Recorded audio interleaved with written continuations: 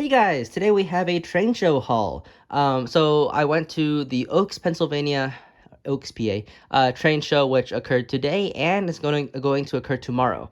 And yeah, I went to that show. It's a pretty big show, and I got quite a bit of stuff as you can see here. Now, these bigger train shows generally are a little bit more sus. As you can see here, everything I got is a bit more refined, like harder to find items, and that is because bigger shows, generally speaking, are sellers who are trying to sell things off, from like a store. The items tend to be newer, like brand new stuff. You see a lot more new stuff, and also the stuff is tends to be more expensive as a result because they're trying to sell for a profit.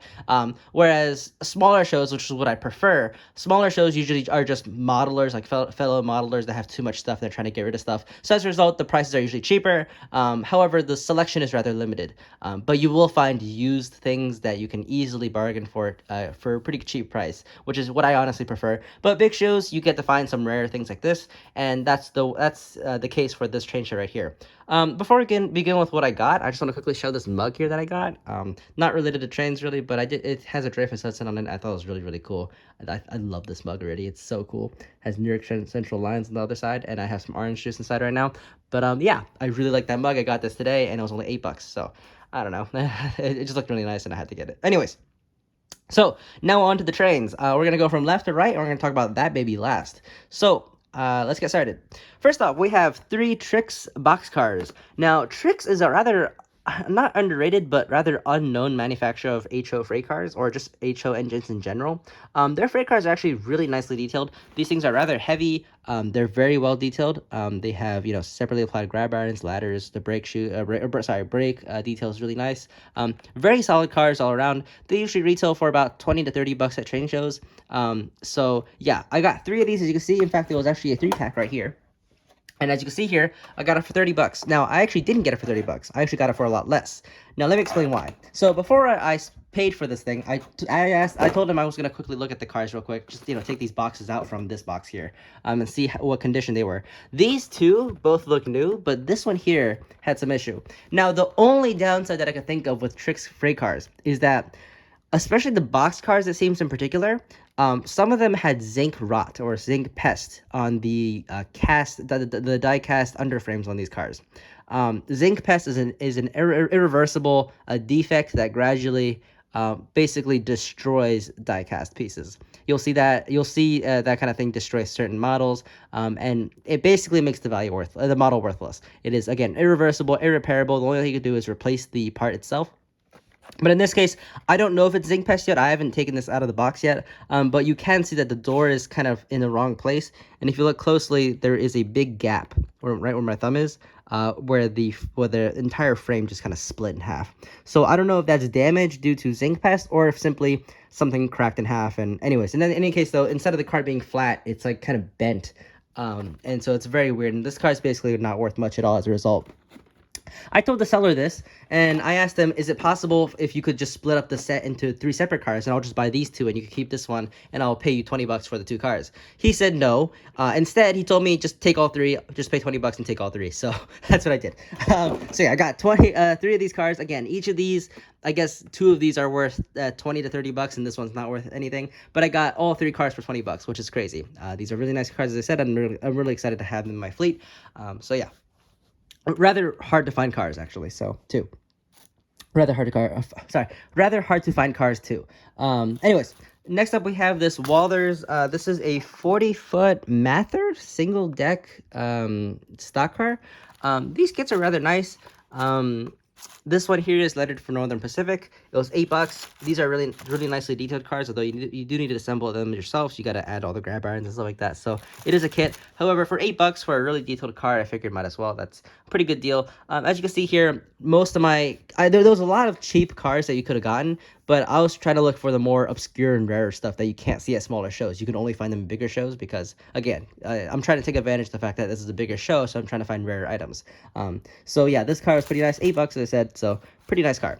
Next up here we have just a cheaper, generally speaking, Yardmaster. Either it's a Branchline Yardmaster or an Intermountain car, But this is a Santa Fe boxcar. As you can see, it definitely is better detailed than the Athearn blue boxcars. The grab irons are very thin. The brake rigging actually exists and is actually separately applied, which is pretty cool. However, it does have molded on grab irons and molded on ladders and etc. Which honestly I don't mind, and this was only $5. It came with metal wheels and horn hook couplers. So again, this is a pretty solid deal for $5. I'm not complaining. But yeah, these were very common. I only got one, but there was about 100 of these really nicely made boxcar or just freight cars in general for $5. Next up, we have a Penline DD2, I believe this is what it's called. This is a little 040 diesel switcher. This one's very weird. It has a hook and loop coupler in the back and a dummy knuckle coupler in the front. This thing is full of grease. It does not move at all. I got this in a parts bin for $10. I found it in the parts bin. I asked the seller. I actually went back. I wasn't gonna get it first, but then I went back and asked the seller how much he wanted it for, and he said $10, so I took it. Nice little engine. Don't really know what to do with it, but $10 is $10. So yeah. Next up, we have 5 Pennsylvania X29 Circle Keystone boxcars.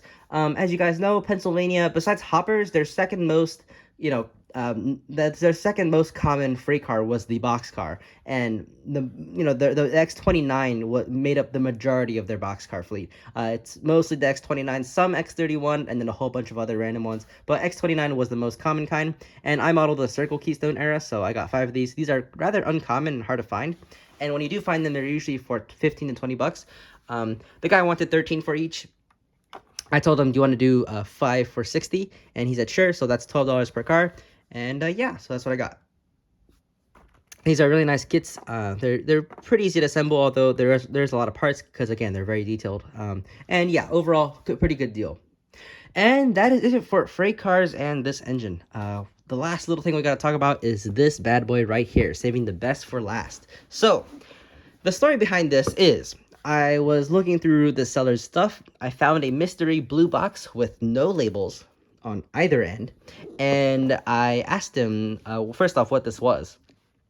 And so we took the shell off, or the box out, and we noticed that it was a custom painted Honeywell. And I believe this is a ES44DC. I'm not 100% sure. I don't know. I don't do diesels. So again, I don't know what this is, but I believe it is a ES44DC made by, as you saw, Overland Models. Overland Models brass engines are very, very expensive and also very well detailed. And this is no exception. This level of detail is absolutely insane. And so, yeah, the guy tried to Google this engine to try to find a price for it, but he was unable to because, as I said, this is a custom painted engine. I could tell because you can see the very slight decal film on that Honeywell logo. So I believe this was Overland, painted by Overland. I don't think this is a custom paint job. I think Overland, his story, he said, the story behind this engine was, he said, one of his friends who works for Honeywell apparently won this engine in some sort of fundraiser or giveaway. And I don't know why Honeywell would contact Overland to make this engine, but apparently they did make a few of these just for Honeywell for a giveaway or some sort of fundraiser, they said. I'm not 100% sure. I can't tell if this is a very professional paint job by a modeler or a Challenger import, or sorry, Overland Imports custom paint job by them. Very limited run. But in any case, it is a fantasy paint scheme. No Honeywell, no engines were actually painted for Honeywell, so this is obviously fake. But he got it in a fundraiser, and he gifted it to the seller, and the seller just decided to try to sell it. So I asked him how much he wanted for this, because again, there was no labels, no price tag, and no history online. And so he said $100, and I was like, you know what? 75, and he said sure. So I got this thing for $75. I later looked up at the price of an ES44 DC that's made by Overland, because again, that's what I think this is. I'm not 100% sure. But one of those engines unpainted retails for $650, with painted ones for like CSX and whatever retailing for $850. So I think I could sell this for at least the unpainted price. I feel like I could sell this for about $600, maybe like $599, $600, maybe a little bit less, but I could definitely sell it for more than $75, and that's all that really matters, honestly. I'm gonna sell this engine because I don't model modern era at all, and this engine will definitely not run my curves because my curves are not meant for such large engines. But yeah, this was an absolute steal of a price. This thing was beautiful. I mean, the grills, you can actually see through the grills to the other side.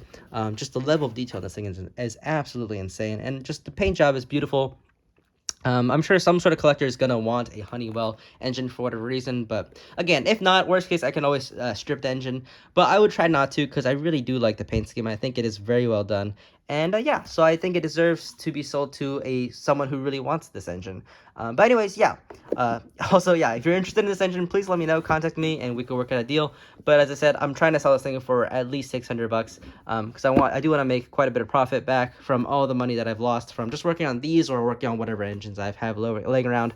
I spent a lot of money recently on TCS West on decoders, so yeah, I need some money back. But anyways, this is an awesome find for $75. That is an absolute steal for a modern brass Overland Models engine. But that is pretty much it. That is everything I got from this train show. I don't plan to go back, although I do have the little stamp thing. But I don't plan to go back. I think I got basically everything I wanted there. There was not many there's not much actual stuff that interested me. Most of the stuff was modern. Most of the stuff was like O scale. There's not too much HO. There was HO for sure, but there wasn't like steam. There was very few brass engines. The brass engines were only like they were all sold by two different people who basically exclusively sold brass engines, and neither of those people were very friendly, and they didn't want me to. The prices were very overpriced. Everything was sold for, in my opinion, almost double what I would pay for. And so I didn't buy any brass because, again, everything was very marked up very high. So yeah, unfortunately, as I said, most of the stuff I got was freight cars, and this one I'm gonna sell. So I actually didn't get that much stuff. But anyways, yeah, that is what I got. If you guys have any comments, please comment down below. I'd love to hear your guys' opinions. And yeah, I'll see you guys next time. Bye.